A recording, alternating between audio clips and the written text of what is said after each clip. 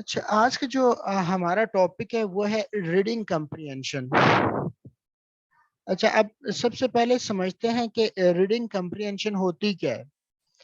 अच्छा, जो भी आप रीड करते हैं या जो कुछ आप लिसन करते हैं, आप उसको समझ जाएं तो वो आपकी क्या कहलाती है? रीडिंग कम्प्रिहेंशन कहलाती है, वो कम्प्रिहेंशन कहलाती है। अच्छा, जब हम रीडिंग पुट कर देते हैं साथ इसके, तो इट मीन्स के जो कुछ आप रीड करते हैं वो आपको समझ आ जाए, वो क्या है? आपकी रीडिंग कम्प्रिहेंशन कहलाती है। अच्छा, मैं इसको मजीद इजी कर देता हूँ कि लेट्स सपोज दैट कि मैं आपको एक स्टोरी देता हूँ। ठीक है, आपको कहता हूँ ये स्टोरी जो है आप वो रीड करें।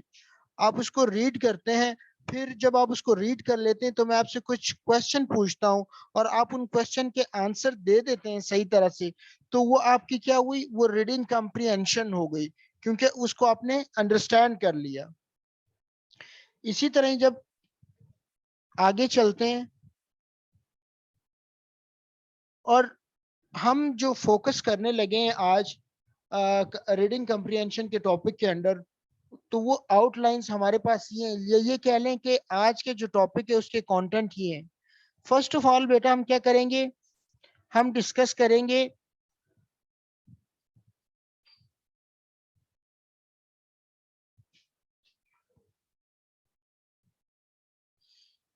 हम देखेंगे इंट्रोडक्शन टू द कम्प्रिहेंशन। उसके बाद हम डिस्कस करेंगे कम्प्रिहेंशन पैसेज को, इंडिविजुअली उसको अंडरस्टैंड करने की कोशिश करेंगे।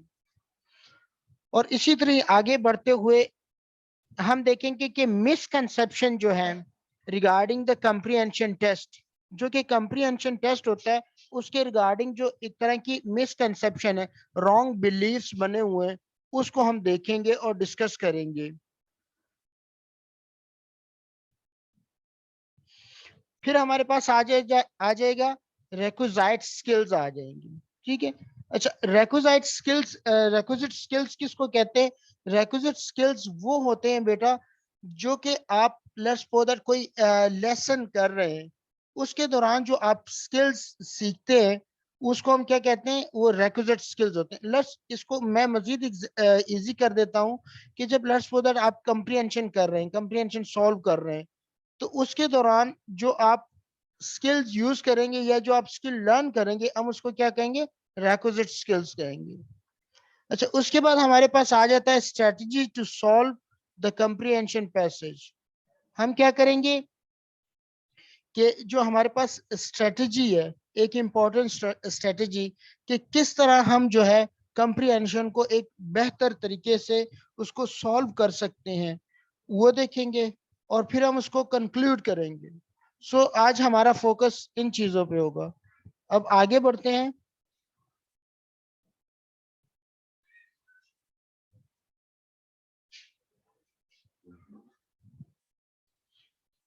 अच्छा, यहाँ पे अब हम देखने जा रहे हैं कि इंट्रोडक्शन टू द कंप्रिहेंशन क्या है? इंट्रोडक्शन टू द कंप्रिहेंशन, उसको ऑब्जर्व करेंगे और समझने की कोशिश करेंगे। अच्छा, यहाँ पे उसने राइट डाउन किया कि your friend and you decided to play a game in which one person will tell a story and the second one has to answer the related question.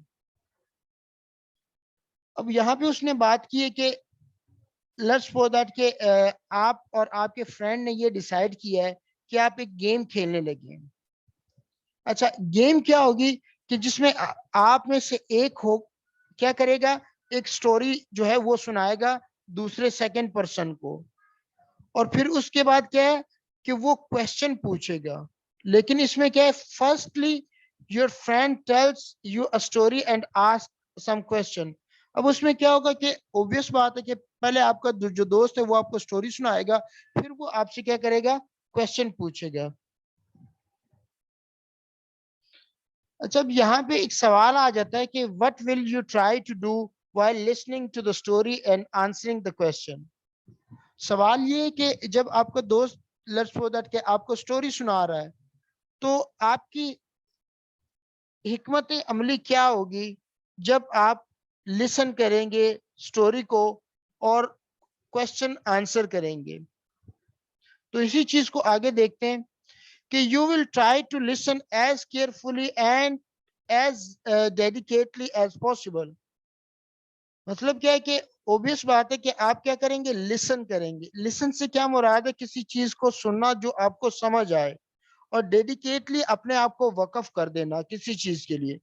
Obvious बात है कि स्टोरी आप carefully सुनेंगे, listen करेंगे, और dedicatedly आप उसको dedicate करेंगे अपने आप को उस स्टोरी को सुनते हुए, ताकि आप उसको समझ जाएं, आपको कंप्रिहेंशन हो जाए.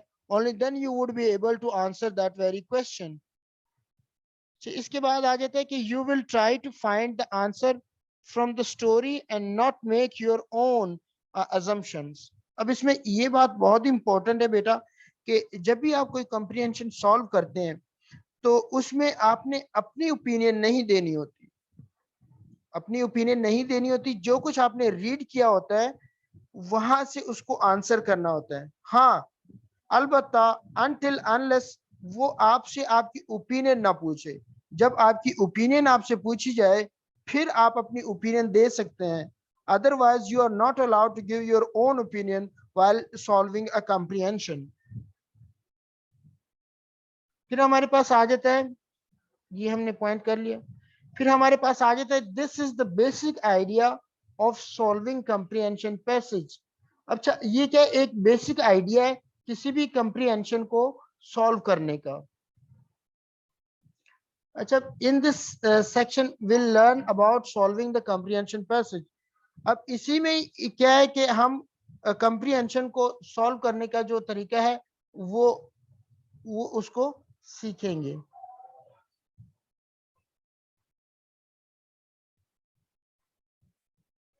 अब आगे चलते हैं.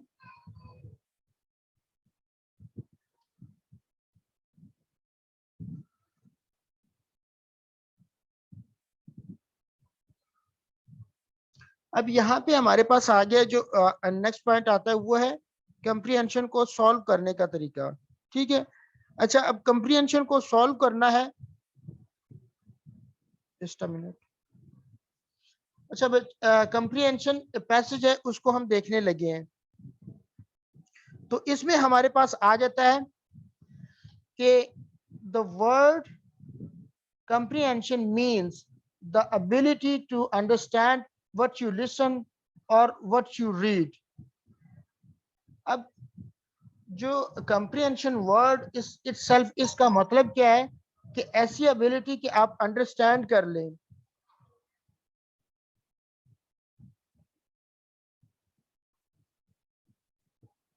आप understand कर लें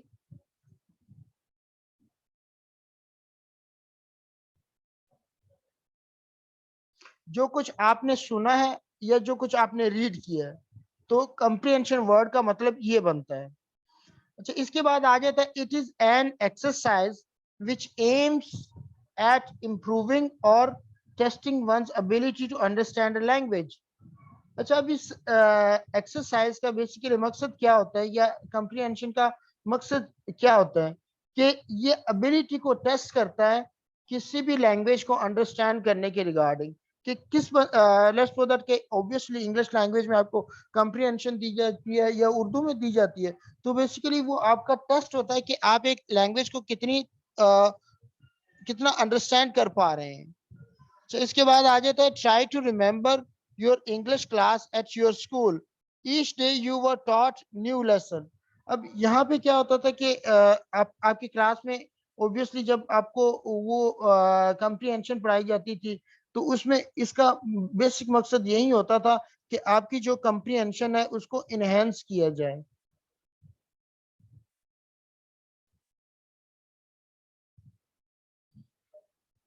बेटा आप जो नेक्स्ट इसी चीज को आगे कंटिन्यू करेंगे. अब देखें, the stories, the poem, the question and answer were unseen to you before you read them. अब देखें, जो भी कोई स्टोरी होती है या कोई क्वेश्चन होते हैं या कोई आंसर वगैरह होते हैं, वो क्या होते हैं, अनसीन होते हैं. क्या होता है कि आपको लेट्स सपोज दैट कंप्रीहेंशन दे दिया जाता है या स्टोरी दे दी जाती है, आपको कहा जाता है इसको रीड करें. फिर क्या होता है कि उसी में से आपसे क्वेश्चन पूछे जाते हैं, वो काइंड ऑफ अनसीन होते हैं, आपने उनको देखा नहीं होता. तो उस पे बेस पे आप इसको जब सॉल्व करते हैं तो वहां पे आपकी एबिलिटी को परखा जाता है कि आपको कोई लैंग्वेज समझने में कितनी महारत हासिल है, या आप किसी चीज को कितना समझ पा रहे हैं। दूसरे अल्फाज में हम ये भी कह सकते हैं कि जो रीडिंग कम्प्रीहेंशन बेसिकली होती है, वो आपकी अंडरस्टैंडिंग स्किल्स को बढ़ाने के लिए, इस एबिलिटी को बढ़ाने के लिए कि आप कि कोई भी चीज पढ़े वो आपको समझ आए, ये काइंड ऑफ अ प्रैक्टिस होती है कम्प्रीहेंशन। अच्छा, सिमिलरली बिल्कुल इसी तरह ही in a comprehension test you are given a passage or a paragraph or a two। बिल्कुल इसी तरह जिस तरह की आपको कोई स्टोरी वगैरह दी जाती है, अनसीन होती है, क्वेश्चन आपसे पूछे जाते हैं अनसीन होते हैं। ये क्या होता है कि आपको क्या किया जाता है कि जब एग्जाम पॉइंट ऑफ व्यू से हम देखें तो उसमें क्या होता है, जब कंप्रीहेंशन का टेस्ट होता है उसमें क्या होता है कि आपको एक पैसेज, ठीक है, या फिर एक पैराग्राफ या 2 पैराग्राफ पे बेस करता हुआ आपको दे दिया जाता है, और आपसे कहा जाता है कि इसको रीड करें and then you are suppose to give answer out of that very passage or a paragraph। So these paragraphs shows the idea or a mood concerning issues, their solution that the author provides। अब इसमें क्या होता है कि जो paragraph obviously आपको दिया जाता है, some of the types of the comprehension ऐसी होती है बेटा, उसमें कोई इशू जो होता है वो डिस्कस किया गया होता है, या कोई प्रॉब्लम होती है उसको डिस्कस किया गया होता है, और फिर उसके रिगार्डिंग जो होता है ना सोल्यूशन भी बताया गया होता है with regard to the author's point of view के लिहाज से वहां पे उसका सोल्यूशन भी प्रोवाइड किया गया होता है। अच्छा, your main task is to answer the question as from the passage, or being a student or being a reader of the comprehension, आपका टास्क क्या होता है कि आप जो है वो आंसर दें उन क्वेश्चन का जो कि उस पैसेज में से आपसे पूछे गए होते हैं।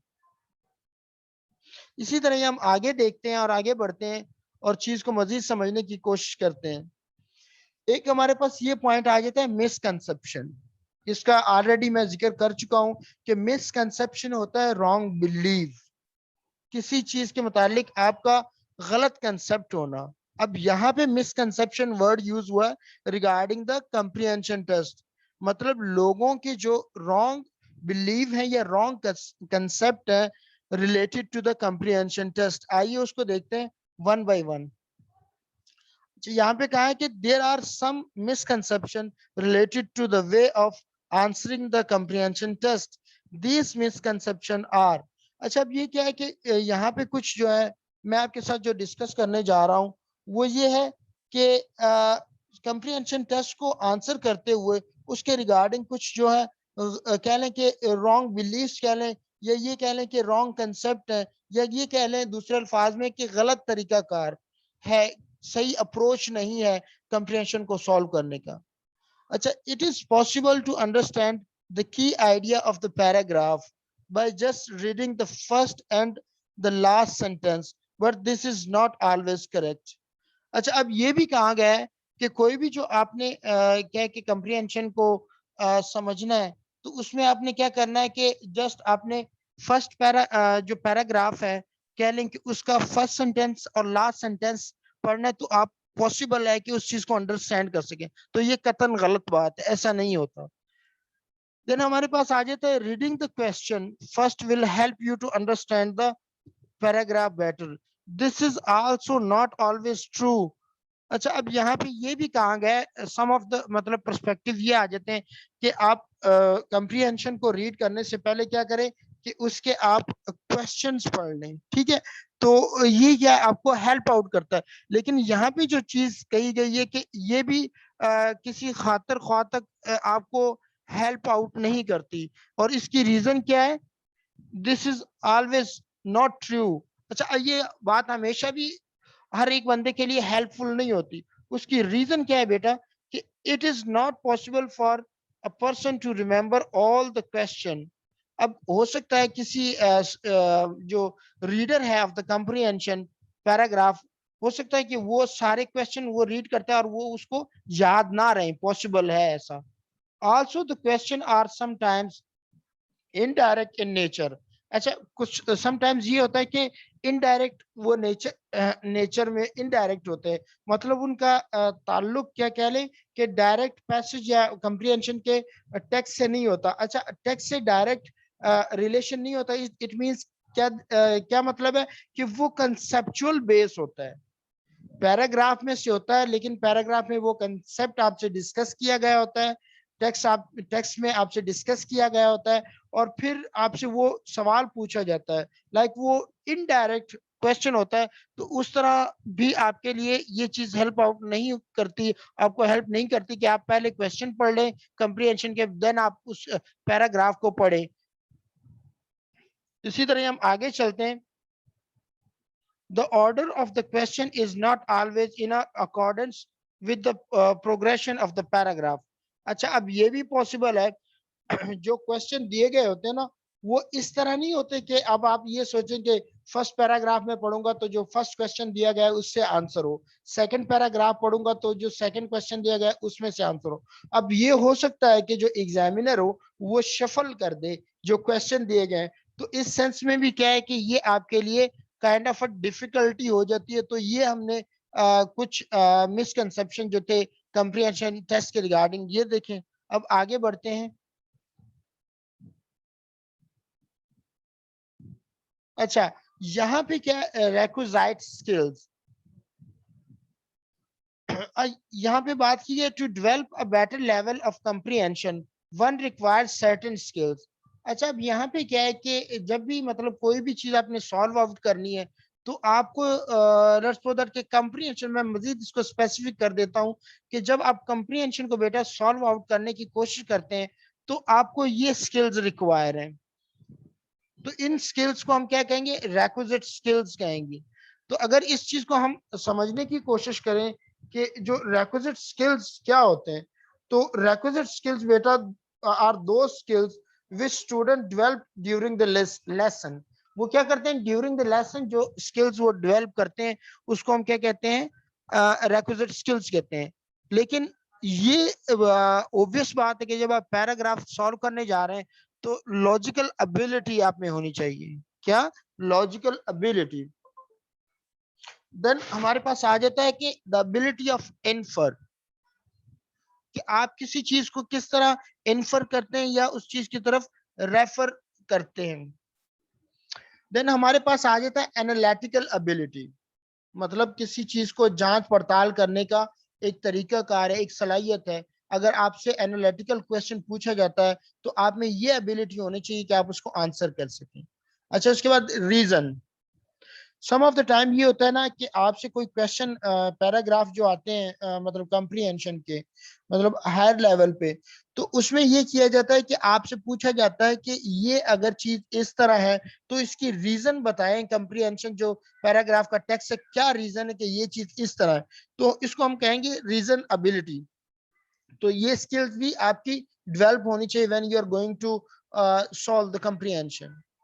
फिर हमारे पास आ जाता है मजीद, इसको मैं इजी कर देता हूं ताकि आपको जस्ट, ये हमने डिस्कस कर लिया। अब यहाँ पे क्या है नेक्स्ट उसने बात की है ability to understand the main motive और आइडिया ऑफ द ऑथर। अब क्या है कि obviously some of the time आपसे कंप्रीहेंशन में ये बेटा सवाल भी पूछ लिया जाता है कि जो आपने पैराग्राफ पढ़ा है, ठीक है, या कोई भी पैसेज आपको दिया गया होता है कंप्रीहेंशन में, तो उसमें आपसे पूछा जाता है कि मेन जो पॉइंट ऑफ व्यू है आथर का इसमें क्या है। तो आपको मोटिव या मेन आइडिया किसी भी टेक्स्ट में से समझने की एबिलिटी आप में होनी चाहिए। और दूसरी हमारे पास रीडिंग स्पीड। अच्छा, अब रीडिंग स्पीड से क्या मुराद है कि आप तेजी से पढ़ पाए। अच्छा, अब रीडिंग स्पीड से कतन ये मुराद नहीं है कि आप तेजी से पढ़ पाए। मींस क्या है कि जो आप रीड करें आपकी स्पीड भी हो और आप उसको अंडरस्टैंड भी कर सकें। और फिर आपके पास आ जाती है वोकैबुलरी। अच्छा, जब आपके पास बेटा वोकैबुलरी होगी ऑब्वियस बात है तो फिर आपके लिए the things would be getting very easy for you.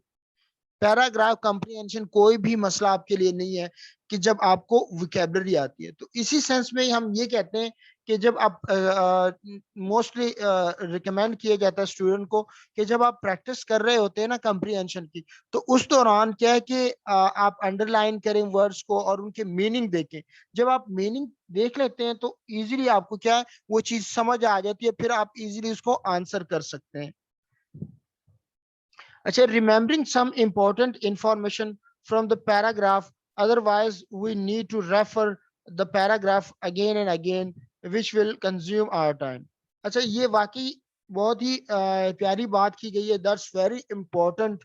वो इस सेंस में कि जो भी आप लेट्स सपोज दैट आपने पैराग्राफ पढ़ा है, ठीक है, या कैन टेक्स्ट पढ़ा है, तो आप क्या करें कि वो जो इन मोर इम्पोर्टेंट इंफॉर्मेशन है पैराग्राफ में दी गई है उसको आप याद करें, रिमेंबर रखें। अच्छा, अदरवाइज क्या होता है कि आप एक दफा सवाल पढ़ते हैं, फिर आप उसकी तरफ जाते हैं, पैराग्राफ दोबारा पढ़ते हैं, फिर आप सवाल करते हैं, नेक्स्ट सवाल देखते हैं कंप्रीहेंशन का, फिर दोबारा आप उधर जाते हैं उसको देखते हैं।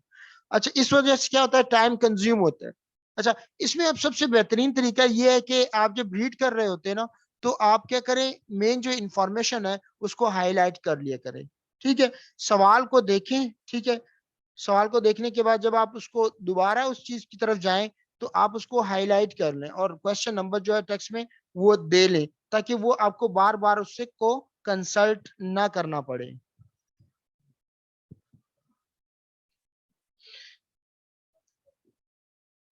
इसी तरह ही हम आगे बढ़ते हैं। जो नेक्स्ट पॉइंट है जिस पे हम फोकस करेंगे वो है important strategy to solve comprehension passage. अच्छा, कंप्रीहेंशन पैसेज जो है उसको सॉल्व करने का एक कह लें कि इम्पोर्टेंट स्ट्रेटजी है। अच्छा, अब वो इम्पोर्टेंट स्ट्रेटजी क्या है, read the passage as fast as possible. इसमें क्या है कि ऑब्वियस बात है कि डिफरेंट एग्जाम में डिफरेंट तरह के कंप्रीहेंशन टेस्ट लिए जाते हैं और उसमें पर्टिकुलर जो टाइम है वो दिया जाता है। ठीक है, तो इसमें क्या है कि उस लिहाज से वो कह रहा है कि फर्स्ट ऑफ ऑल आपने क्या करना है, जितना जल्दी हो सके आपने क्या करना है कि पैसेज को रीड करना है। देन हम आगे बढ़ेंगे और देखेंगे कि नेक्स्ट पॉइंट क्या कहता है। वो कहता है कि get involve with the paragraph to understand it. अच्छा, अब पैराग्राफ जब आप रीड करते हैं उसमें आपकी इन्वॉल्वमेंट इस तरह होनी चाहिए कि आपको वो उसको अंडरस्टैंड कर सके और वो आपको समझ आए। वही बात जिसकी मैं का जिक्र कर रहा था, अंडरलाइन इंपॉर्टेंट लाइंस और a parts of the passage to answer the question. क्या करें, अंडरलाइन करें, ठीक है, जो पैसेज का इंपॉर्टेंट पार्ट है किसी भी क्वेश्चन को आंसर करने के लिए। It will also help you to understand the main idea of the passage और द टोन और a mood of the author. अच्छा, अब इस तरह आप अंडरलाइन कर रहे हैं, एक तो आपको क्वेश्चन आंसर करने में हेल्प आउट होगी ये चीज। दूसरी जो चीज आपको हेल्प आउट करेगी बेटा वो ये है कि आप जो है ऑथर के जो मेन आइडिया है उसको समझ पाएंगे। अगर कोई सवाल आ जाता है कि मेन आइडिया ऑथर ने क्या डिस्क्राइब किया है, तो वो आप इजीली उसको आंसर कर सकते हैं। फिर हमारे पास आ जाता है कि try to translate a complex line in an easy one in your own words and your own language. अच्छा, अब समटाइम्स ये हो जाता है कि कम्प्लेक्स लाइंस आ जाती हैं, आपको समझ नहीं आ रही होती, ठीक है मतलब या उनको लिखने में आपको दुश्वारी होती है। आपको जब समझ आ जाए तो आप क्या करें कि उसको अपने सिंपल वर्ड में उसको आंसर करें, सिंपल वर्ड में अपने ओन लैंग्वेज में उसको लिखें, ताकि वो आप उसको समझ पाए। ठीक है, आंसर तो ऑब्वियसली अगर लैंग्वेज का कंप्रीहेंशन है तो इंग्लिश में है, तो वो ऑब्वियसली आप उसी में ही आंसर उसको करेंगे। अच्छा, नेक्स्ट बेटा हमारे पास आ जाता है, this will help you in analyzing the main idea of the paragraph and in seeking the cause and effects of the passage। अब ये क्या होगा कि ये आपको हेल्प आउट करेगा किसी भी मेन आइडिया को एनालाइज करने में, और क्या वजह बन रही है और क्या इफेक्ट्स उसके पड़ रहे हैं, इस चीज को भी इलेबोरेट किया जाएगा।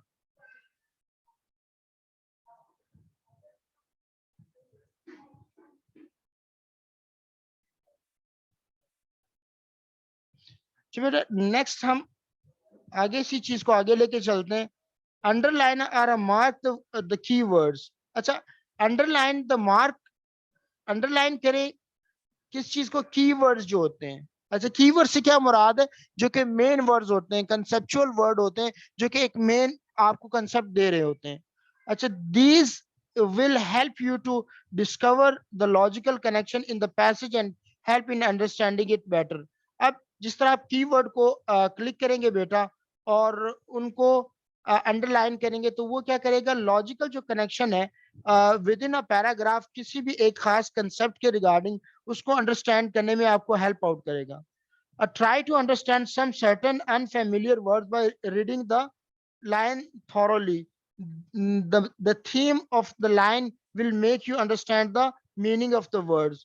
अच्छा, समटाइम्स आप मीनिंग नहीं देख पाते आप एग्जाम में, ठीक है, तो उसमें क्या होता है कि आप क्या करें कि जो वर्ड्स हैं सेंटेंस में दिए गए हैं, लाइन को थॉरोली पढ़ें। ऑब्वियसली आप एक पैराग्राफ पढ़ते आ रहे हैं तो उसमें कुछ लाइनें आपको समझ आएंगी, कुछ वर्ड आपको समझ आएंगे, तो उन जो लाइनें आपको समझ आ रही हैं या कंसेप्ट आपको समझ आ रहे हैं, उस बेस पे क्या करते हैं कि आप जो वर्ड के मीनिंग आपको नहीं आते वो आप अंडरस्टैंड कर सकते हैं। वो किस तरह कि आप थॉरली उसको रीड करें। तो इसी तरह क्या होता है, एक लाइन में एक थीम दी गई होती है, मेन आइडिया दिया गया था, उससे आप अंडरस्टैंड कर लेते हैं तो आपको जो आगे वर्ड आने वाले हैं उसको भी आप समझ पाते हैं। अच्छा, determine the main idea, tone or a mode, inferential reasoning and other details from the paragraph। अब इसमें क्या होता है कि आपने मेन आइडिया को डिटरमाइन करना है और जो रीजनिंग बेस जो चीज स्टेट की गई है उसको क्या करना है? समझना है। अच्छा, फिर हमारे पास आ जाता है do not assume anything based on your personal belief. कोई भी ऐसी चीज जो आपके पर्सनल बिलीफ पे बेस करती है उसको शामिल आपने नहीं करना। मतलब वही अपने ओपिनियन आपने शामिल नहीं करना जब तक कि आपसे पूछा ना जाए। Look back at the paragraph when in doubt. अच्छा, जब भी आप लेट्स सपोज दैट आपको डाउट होता है, आप आंसर करने लगे हैं तो आप दोबारा पैराग्राफ को कंसल्ट कर सकते हैं। Read the question and all the alternative provided and choice the most appropriate one. अच्छा, अब इसमें यही बात किया गया है कि आपने क्वेश्चन रीड करने और जो भी अल्टरनेटिव आपको प्रोवाइड किए गए और मोस्ट अप्रोप्रिएट वन वो आप उसको रीड आउट करें।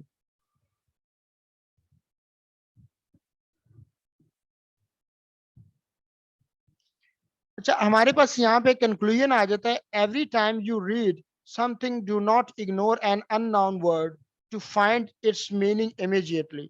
अच्छा, कोई भी आप जब रीड कर रहे होते हैं, पैराग्राफ कह लें या कंप्रिहेंशन को रीड कर रहे होते हैं, ऑब्वियसली आप में कोई ऐसा एक अननोन वर्ड आता है जिसका आपको मीनिंग पता ना हो, तो उसको इमीडिएटली कंसल्ट करें और उसका मीनिंग जानें।